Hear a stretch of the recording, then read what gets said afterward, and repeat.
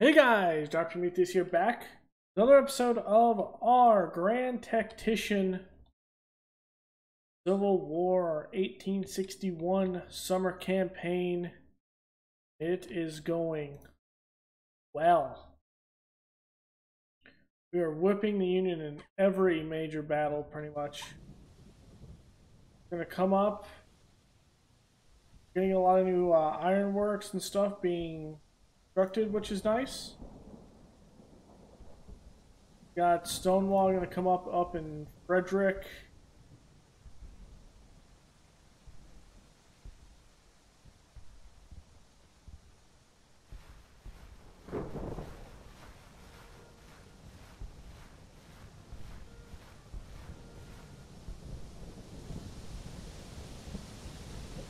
Ironworks.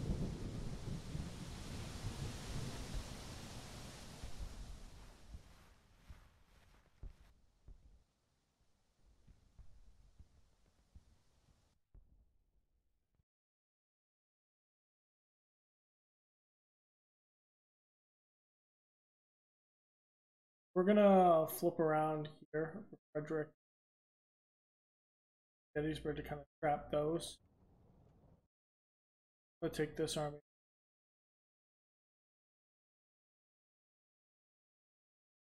I'm gonna hold Pittsburgh.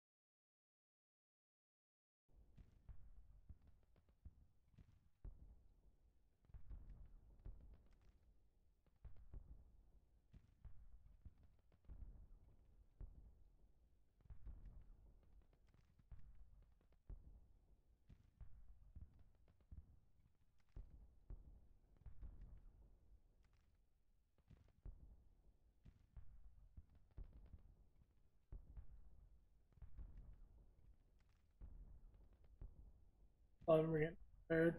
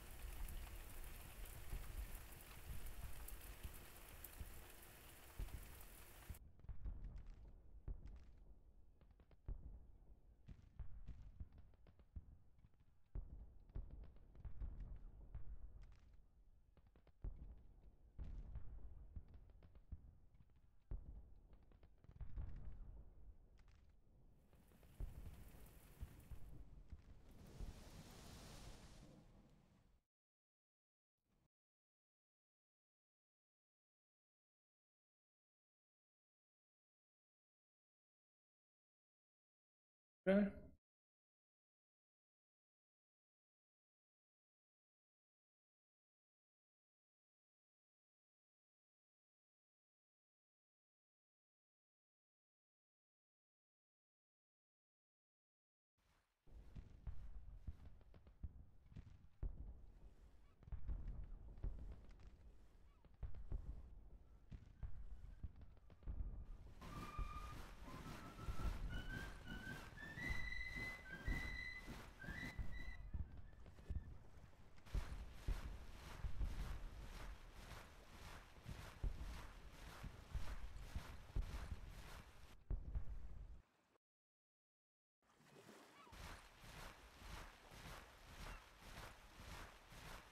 This should be a relative spanking, right?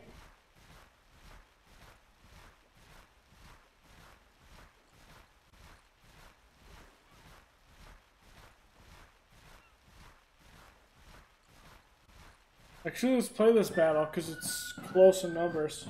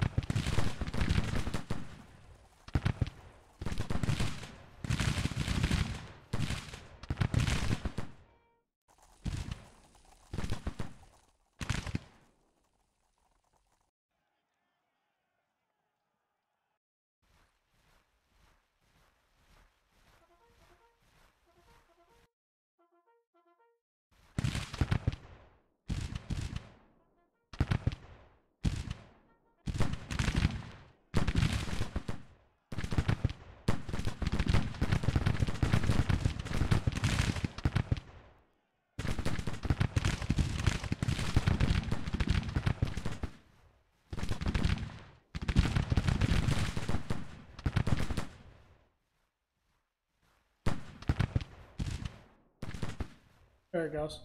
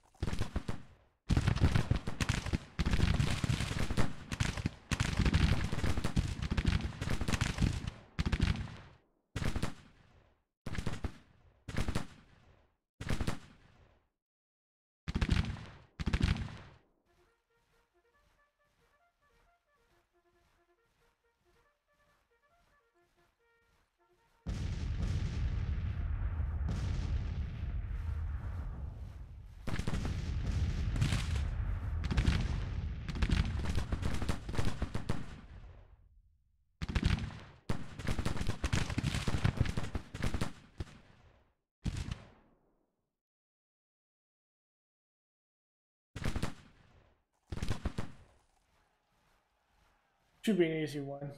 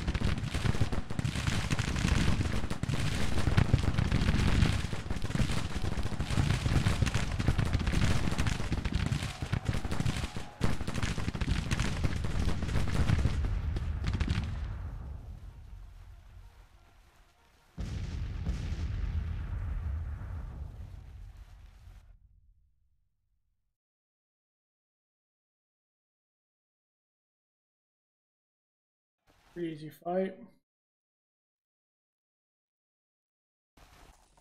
How bad did I whip him? About 2 to 1. Nothing special, but quick, easy battle.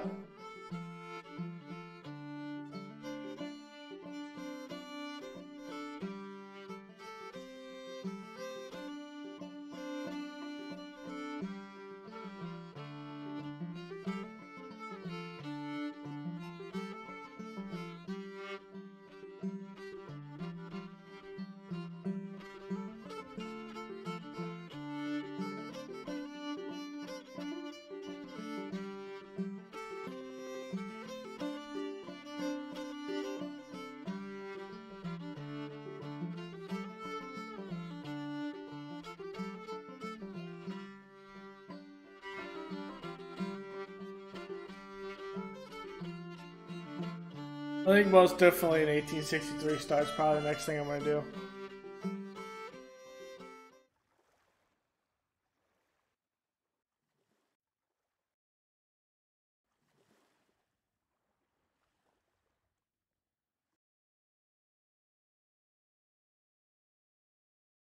Nine, creeping closer.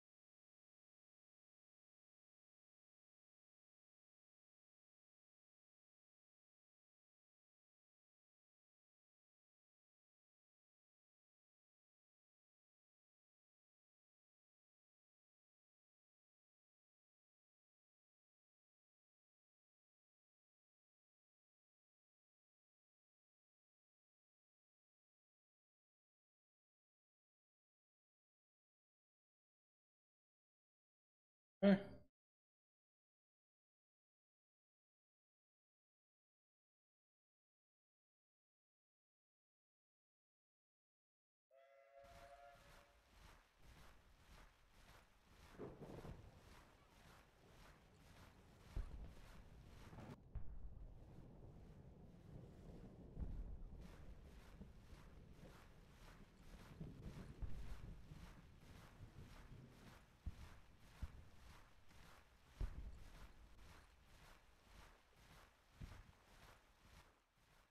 You secure my flank right here. And there it is, baby!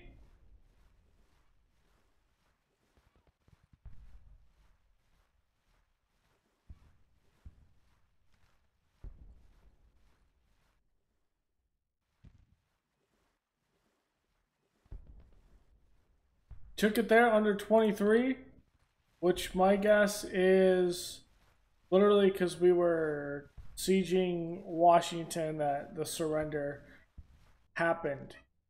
So that is. So I think my only criticism really of this campaign is the Union never aggregated its armies around Washington.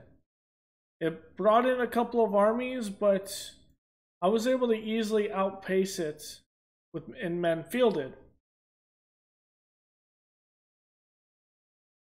So I think they fixed half of what the issue was the Union wasn't fielding men. And now they field men, they just have to work on kind of like the campaign AI in many cases. Because like they're up here around Chicago. This was when we spawned in the game. They never reinforced out in Missouri. They never came down into Tennessee to try to, in the Tennessee and Kentucky to stop us here. I mean, Northwest starts over here, and then taking Pittsburgh was pretty easy in that. And they didn't aggregate battle. So, remember, it is a beta, so there's a lot of work they still need to do with the campaign, but they did fix, with the last patch, a good amount of issues, and it was having death spiral. We didn't see any death spiral, so that's cool. We gave them 50 extra points in morale of armies. I'm wondering if at this point jacking up the campaign map aggressiveness up to 5 would have them essentially congregate around DC. I'm unsure. But I think the next campaign start will be in 1863. I'll give you a little preview of that since we're only 25.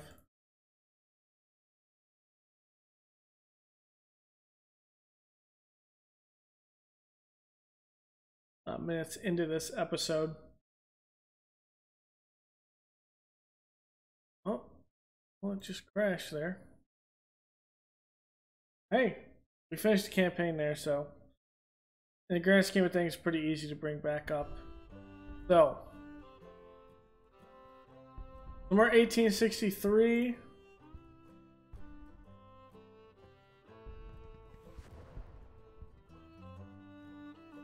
The Union advantage at this point.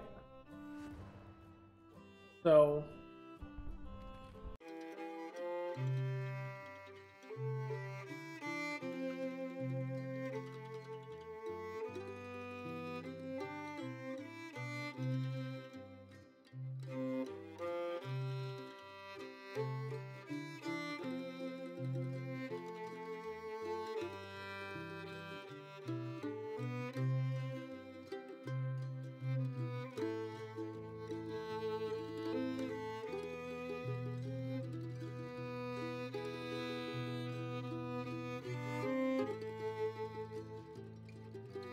Ah, so they want you're gonna go in debt to begin with.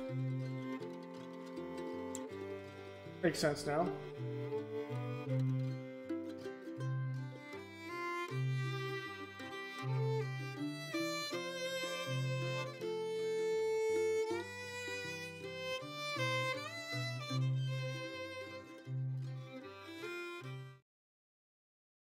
So, one thing I can't wait for is the 1864 campaign. Not done yet? Here we are in 1863. After 2 years of fighting, the Civil War is still inconclusive. The Western theater armies have been successful, with the Confederate armies being pushed from Kentucky, Missouri, and Western Tennessee. Farragut's daring raid along the Mississippi River to capture New Orleans was a devastating blow to the Confederacy, and Grant is advancing from the north to cut the Confederacy in. In 1863, it is becoming evident in the South that the war cannot be won by simply defending. The Union blockade is punishing the Southern economy, and the manpower to keep fighting is limited. The best shot at winning the war would be to outmaneuver the Union armies once again, defeat them in detail, maybe even advancing on Washington, D.C. Even if unsuccessful in the end, this move would be humiliating to Lincoln, who already needs to start thinking about his support in the upcoming presidential election of 1864. If decisive victory cannot be achieved, demoralizing the Union population to elect another candidate, maybe a peace-supporting Democrat, could help to ensure the hard fought for independence. On the Union side, it is important to gain stunning victories in order to keep the citizens in the fight. If their morale falters and support for the current government fails, Lincoln's loss in the elections, you face a political turmoil that would result in a quick. That is the scenario field book. So, the situation is as follows. The Union has taken over New Orleans. You have the 19th Corps down here, and we're gonna have to take New Orleans back. It's gonna be a big thing we need. Up here at Vicksburg, we are essentially in a defensive position as the armies have maneuvered down the Mississippi to try to, or up the Mississippi from, or between Nantes, Williamsburg, right in this area. We got some forces over here, which is the Trans-Mississippi Department under Edmund Kirby Smith. We're kind of spread out with this army, so we'll have to come and field this and possibly use this elsewhere. At the end of the day, we're going to have to eliminate a lot of the armies in our frontier at this point.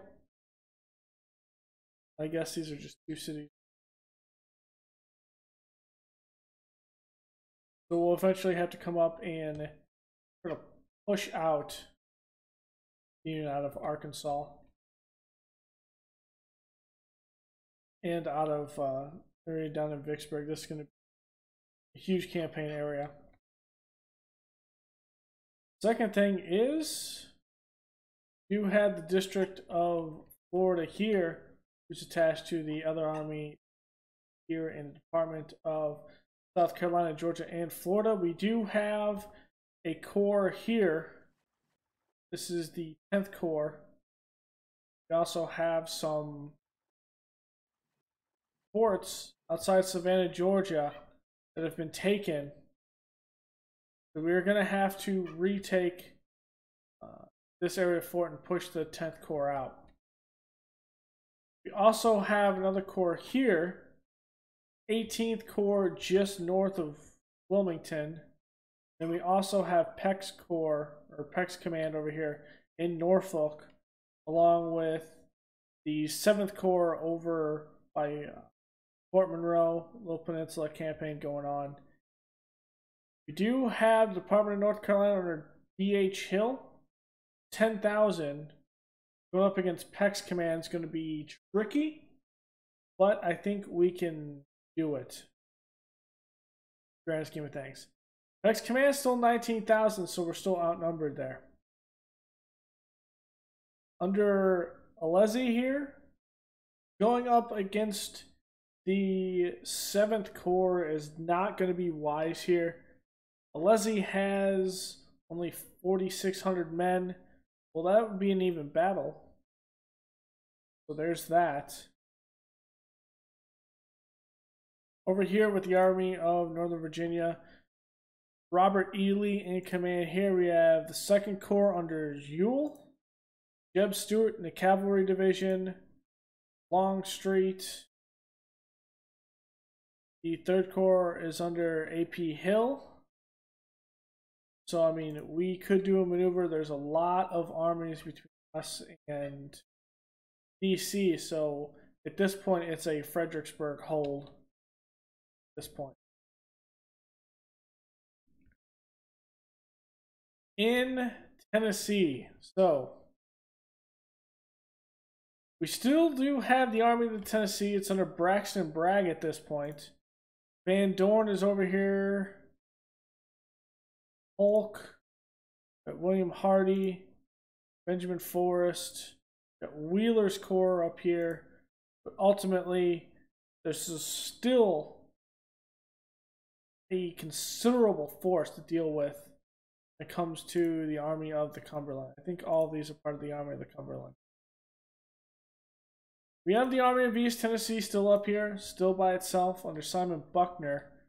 But we are being opposed by multiple corps up here.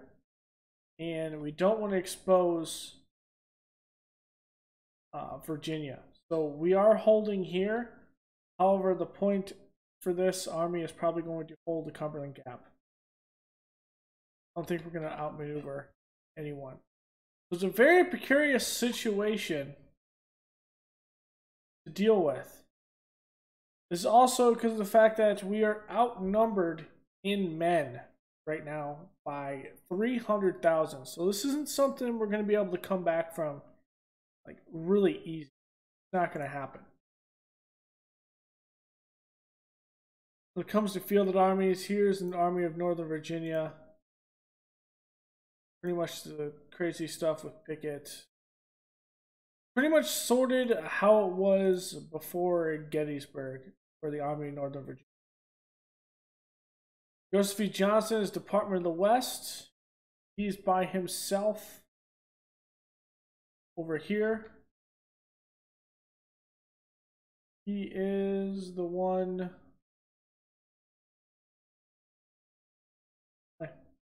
So he is the Department of the West. He's the one holding Jackson, Mississippi. You have John Pemberton, Army of the Mississippi, or Army of Mississippi, and then you get the Vicksburg Garrison here. That's part of Army of Mississippi. That's kind of your idea holding there.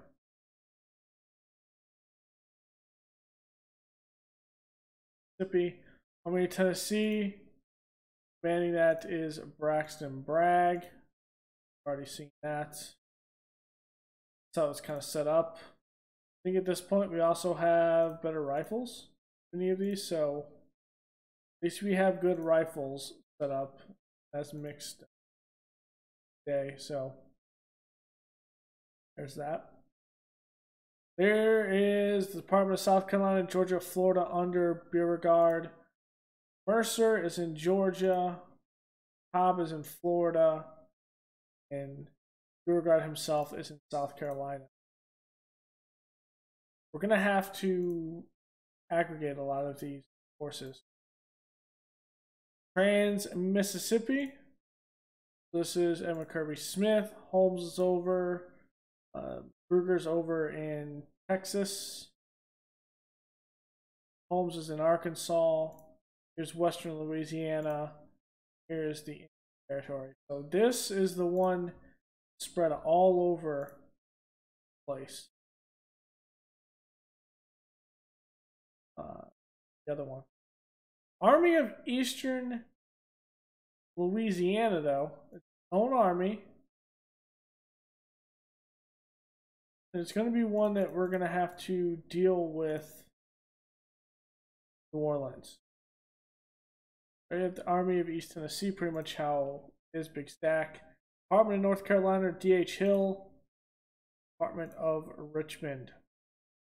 So those are the Army. That's the Army situation. It is literally from the brink campaign right now. We could pull the national morale down of the Union, but at the end of the day, this is going to be one, and mind you, I didn't jack up everything because I'm not going to be starting it, this one. I'll have to restart it, no big deal. To a point where we just need to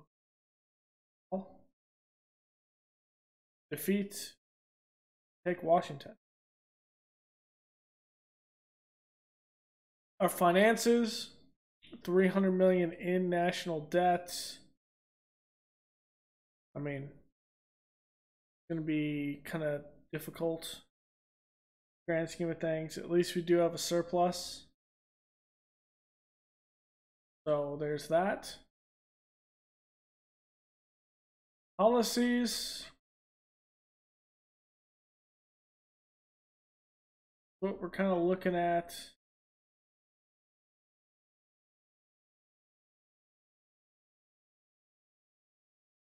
Sucks that we couldn't get the stuff done.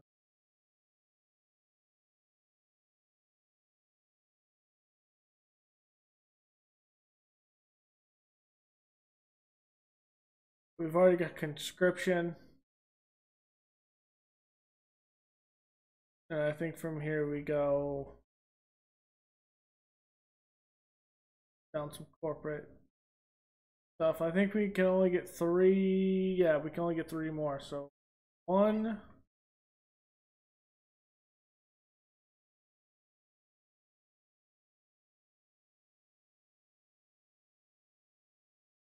2. Maybe this being the 3rd one.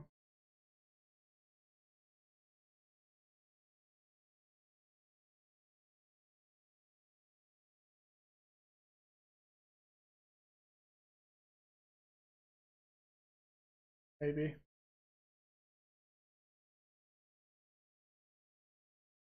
Go with the portion that farms is probably best.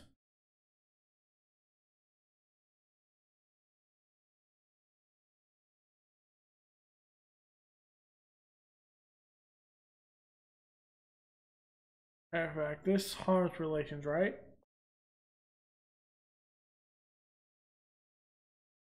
Think.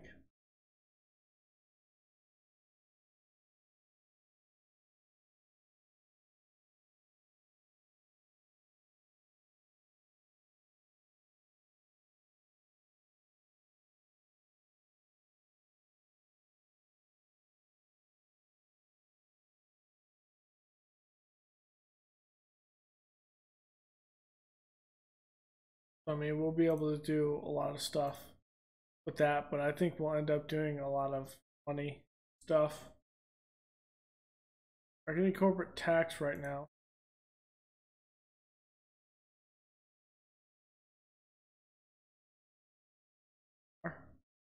It's weird, in the last campaign I wasn't. 1860. Or 1860. That's weird.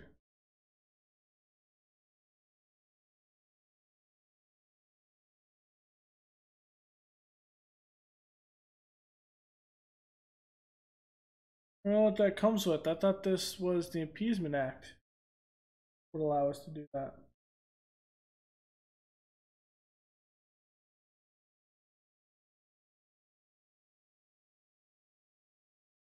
Why?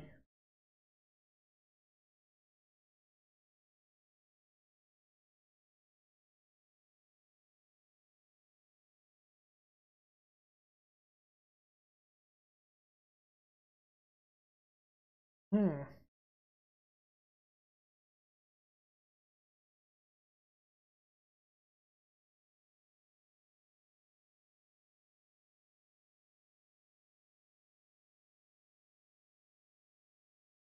What is our subsidies?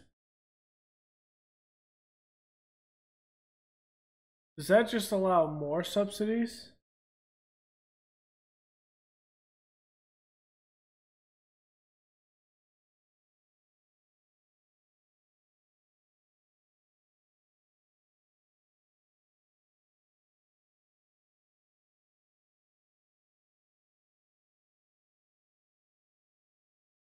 Yeah, it just allows greater.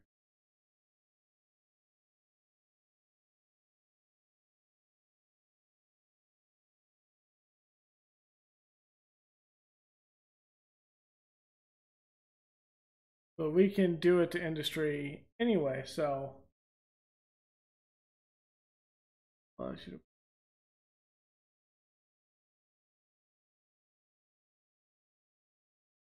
allows you to put an extra 100. I see. Makes sense. Alright guys, so that's kind of like our scenario for our next campaign. Hope you enjoy it. We went through about 20 minutes over what's going on here with the 1863. It's going to be a daunting task. And with how often this game gets patched, I'm unsure if we're going to get through it. But we are going to try. So thank y'all for joining me, guys. This will wrap up the summer 1861 campaign. The new one just was in the last patch that came out last week. So go ahead and leave a comment below, like, and subscribe. I will see you guys next time. Later.